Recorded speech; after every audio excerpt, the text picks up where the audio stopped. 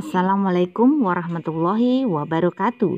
Berjumpa lagi dengan saya Eni Nurjanah. Apa kabar kalian semuanya? Semoga kesehatan dan semangat belajar selalu menyertai kita sekalian. Masih dalam frekuensi belajar IPA, kali ini kita akan membahas materi IPA kelas 7 yaitu tentang pemisahan campuran. Bagi kalian yang belum subscribe, jangan lupa nyalakan tombol subscribe-nya dan nyalakan loncengnya agar tidak ketinggalan update video terbaru selanjutnya. Nah, langsung saja yuk kita simak materi pemisahan campuran berikut ini. Yang pertama, metode pemisahan campuran. Pemisahan campuran didasarkan pada perbedaan sifat komponen campuran seperti perbedaan ukuran partikel, titik didih, dan kelarutan. Penyaringan atau filtrasi. Pemisahan campuran dengan cara penyaringan didasarkan karena perbedaan ukuran zat. Kalian perhatikan ilustrasi penyaringan di bawah ini. Selanjutnya, penguapan atau kristalisasi. Pemisahan zat dengan cara kristalisasi didasarkan karena perbedaan titik didih. Proses penguapan yang menghasilkan butiran kristal dinamakan proses kristalisasi. Misalnya garam dapur yang tercampur dengan air. Air dan garam memiliki titik didih yang berbeda. Air mendidih pada suhu 100 derajat Celcius sedangkan garam jauh di atas 100 derajat Celcius. Metode pemisahan campuran selanjutnya yaitu penyulingan atau distilasi.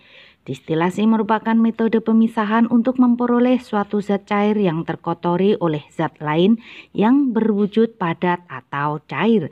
Kalian perhatikan proses penyulingan di bawah ini. Penyubliman. Penyubliman mengandung arti berubahnya wujud padat menjadi gas dan kembali lagi menjadi padat lagi. Campuran pasir dengan kristal iodin dapat dipisahkan dengan cara sublimasi.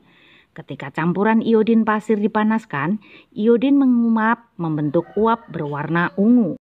Ketika uap menyentuh labu Erlenmeyer yang sudah diisi es, uap iodin akan membentuk kristal abu-abu dan pasir tertinggal di bawah. Kalian bisa perhatikan ilustrasi proses penyubliman berikut ini. Dan selanjutnya metode pemisahan campuran dengan kromatografi. Kromatografi merupakan metode pemisahan zat campuran yang digunakan untuk menguraikan campuran berupa partikel warna menjadi komponen-komponen penyusunnya. Kalian perhatikan, saya akan meletakkan pewarna pada kertas. Selanjutnya, merendam kertas saring dalam air. Air akan meresap pada kertas saring. Kalian perhatikan ilustrasinya ya. Air yang meresap memisahkan warna tinta. Nah, selanjutnya akan terlihat pemisahan warna pada kertas. Kita memasuki materi kedua yaitu memisahkan suspensi. Cairan yang mengandung zat padat tak larut disebut suspensi.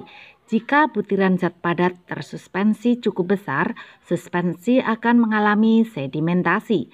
Akan tetapi, sedimentasi memerlukan waktu yang lama dan tidak sempurna. Suatu suspensi dapat dipisahkan melalui penyaringan atau pemusingan. Penyaringan atau filtrasi.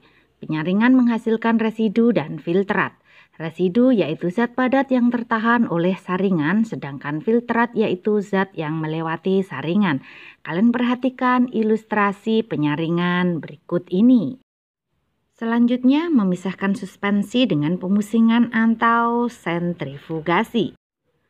Pemusingan cepat dapat menghasilkan gaya sentrifugal lebih besar daripada gaya gravitasi, sehingga partikel tersuspensi terendapkan di dasar tabung. Selanjutnya, cairan dapat dipisahkan dengan cara didekantasi atau dituang atau dipipetkan. Kalian perhatikan ilustrasi pemusingan berikut ini.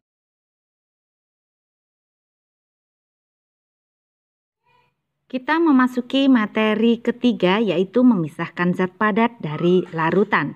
Zat padat terlarut tidak dapat dipisahkan melalui penyaringan atau pemusingan. Zat padat terlarut dapat dipisahkan melalui penguapan atau kristalisasi. Penguapan. Larutan dipanaskan sehingga zat pelarut menguap dan meninggalkan zat terlarut. Pemisahan terjadi karena zat terlarut mempunyai titik didih yang lebih tinggi daripada pelarutnya. Proses pembuatan garam menggunakan proses seperti ini. Dengan bantuan panas sinar matahari, maka air laut yang mengandung garam dapur akan menguap, sedangkan garam dapur tidak ikut menguap. Selanjutnya, pengkristalan. Pada proses kristalisasi, larutan pekat didinginkan sehingga zat terlarut mengkristal. Pengkristalan terjadi karena kelarutan berkurang ketika suhu diturunkan. Larutan yang tidak cukup pekat dapat diuapkan terlebih dahulu baru kemudian dilanjutkan dengan pendinginan.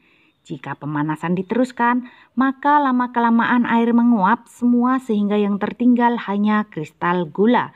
Pembuatan gula dan garam menggunakan teknik seperti ini.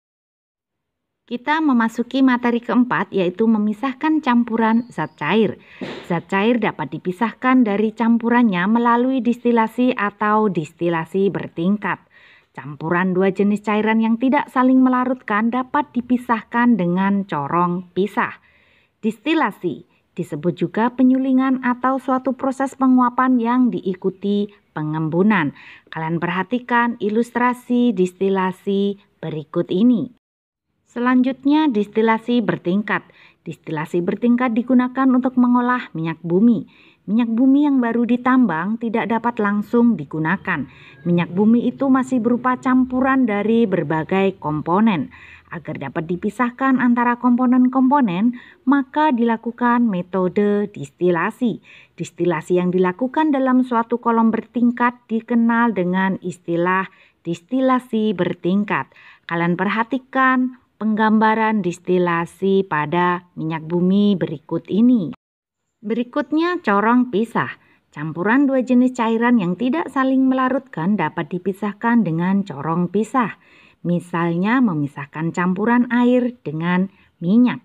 Kalian perhatikan ilustrasi pemisahan campuran dengan corong pisah berikut ini. Memisahkan campuran zat padat. Campuran dua jenis padatan dapat dipisahkan melalui sublimasi atau kristalisasi. Sublimasi dapat digunakan untuk memisahkan komponen yang dapat menyublim dari campurannya yang tidak menyublim. Misalnya pemisahan iodin dari campurannya dengan pasir. Ketika campuran iodin pasir dipanaskan, iodin akan menguap, sedangkan pasir tidak. Uap iodin akan segera mengkristal ketika menemui daerah yang cukup dingin. Dengan demikian dapat diperoleh iodin murni. Kalian perhatikan ilustrasi di bawah ini.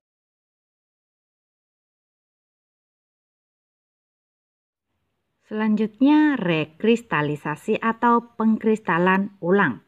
Cara kedua untuk memisahkan campuran zat padat yaitu melalui rekristalisasi. Cara ini didasarkan pada perbedaan kelarutan dari komponen-komponen campuran dalam pelarut tertentu. Kelarutan bergantung pada suhu, contohnya adalah NaCl dan NaNO3. Kalian perhatikan tabel kelarutan zat dan suhunya.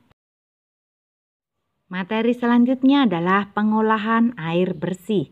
Pengolahan air bersih dari bahan baku air sungai, air danau, atau air tanah dilakukan melalui penyaringan.